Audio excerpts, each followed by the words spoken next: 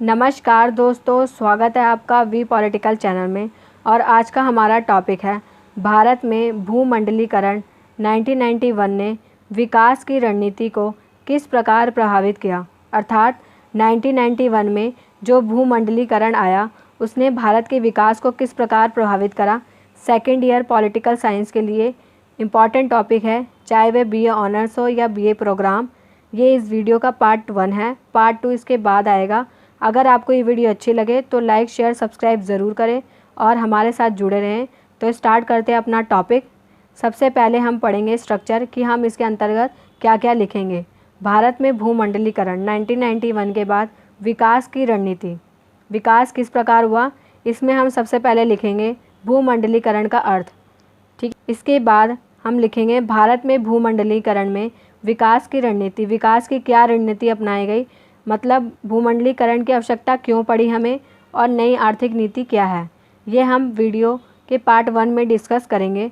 Part 2 में हम discuss करेंगे भूमंडलीकरण के दौरान पंचवर्षीय योजना का स्वरूप कैसा था और भूमंडलीकरण का भारत के विकास पर सकारात्मक प्रभाव और भारत के विकास पर नकारात्मक प्रभाव, और अंत में पढ़ेंगे निष्कर्ष। ये हम वीडियो के पार्ट 2 में डिस्कस करेंगे। ग्लोबलाइजेशन, वैश्वीकरण, भूमंडलीकरण, नई आर्थिक नीति, 1991 के बाद भारत का विकास, नई अर्थव्यवस्था के बाद निजीकरण, भूमंडलीकरण, उदारीकरण का दौर, इन सभी प्रश्नों का यही उत्तर है, इन सभी का आंसर यही है। तो स्टार्ट करते हैं अपना टॉपिक। सबसे पहले भूमंडलीकरण का अर्थ। भूमंडलीकरण से अभिप्राय किसी वस्तु, सेवा, पूंजी, बौद्धिक संपदा का एक देश से दूसरे देश के साथ निर्बाध रूप से आदान प्रदान करना है। भूमंडलीकरण का अर्थ क्या है, कोई वस्तु हो गई या कोई सेवा या पूंजी या बौद्धिक संपदा, विचारों का एक देश से दूसरे देश में आना जाना ही भूमंडलीकरण कहलाता है। भूमंडलीकरण के अंतर्गत अंतर्राष्ट्रीय व्यापार का संचालन निर्बाध रूप से होता है। एंथनी गिडेंस क्या कहते हैं, भूमंडलीकरण की अवधारणा को निम्न प्रकार से समझा जा सकता है। वैश्वीकरण से अभिप्राय या भूमंडलीकरण से अभिप्राय विश्वव्यापी संबंधों के प्रबलीकरण से है। वैश्वीकरण एक ऐसी अवधारणा है जो दूरस्थ प्रदेशों को इस प्रकार जोड़ देती है। कहते हैं कि वैश्वीकरण एक ऐसी अवधारणा है जो दूरस्थ प्रदेशों को इस प्रकार जोड़ देती है कि स्थानीय घटनाक्रम का प्रभाव मीलों दूर स्थित प्रदेशों की व्यवस्था और घटनाओं पर भी पड़ता है। ठीक है, अगर एक स्थान पर कोई घटना हुई तो उसका प्रभाव अन्य देश पर भी पड़ता है। ये भूमंडलीकरण के बहुआयामी पक्ष हैं।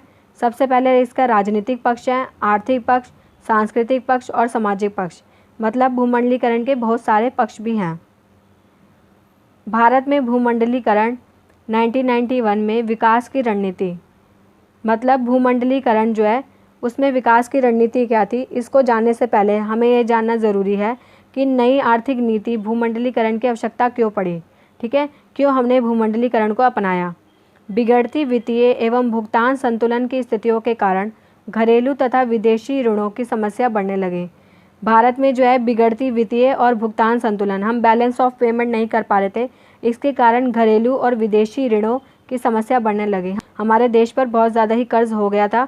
1991 में कुवैत पर इराकी हमला हुआ, इससे अचानक ही तेल की कीमतों में तीव्र रूप से वृद्धि हुई। पश्चिमी एशिया में उत्पन्न गतिरोध से, पश्चिमी एशिया में क्या था, गतिरोध था, जिसके कारण राजनीतिक अस्थिरता जैसे माहौल में भारत के निर्यात में, भारत किसी देश में निर्यात नहीं कर पा रहा था, मतलब वहाँ अपना सामान भेज नहीं पा रहा था।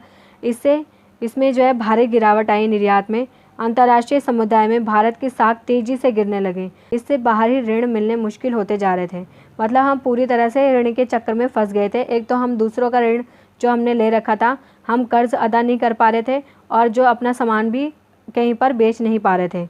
इन प्रतिकूल परिस्थितियों में भारतीय आनिवासी द्वारा जमा की गई विदेशी मुद्रा तेजी से वापस ली जाने लगी। इसके कारण भारत के जो एनआरआईज थे उन्होंने भी अपनी मुद्रा को वापस लेना शुरू कर दिया। जुलाई 1991 तक विदेशी मुद्रा भंडार अंतर्राष्ट्रीय मुद्रा कोष द्वारा दिए गए ऋण के बावजूद केवल 2 सप्ताह की आवश्यकताओं को पूरा करने के लिए शेष था। मतलब विदेशी मुद्रा भंडार हमारा बिल्कुल समाप्त होने की कगार पर था, 2 सप्ताह के लिए ही बचा था बस। देश के समक्ष काफ़ी प्रतिकूल परिस्थितियां थी। इन्हीं परिस्थितियों में श्री नरसिंह राव सरकार ने सुधारों की घोषणा करी और नई आर्थिक नीति को अपनाया।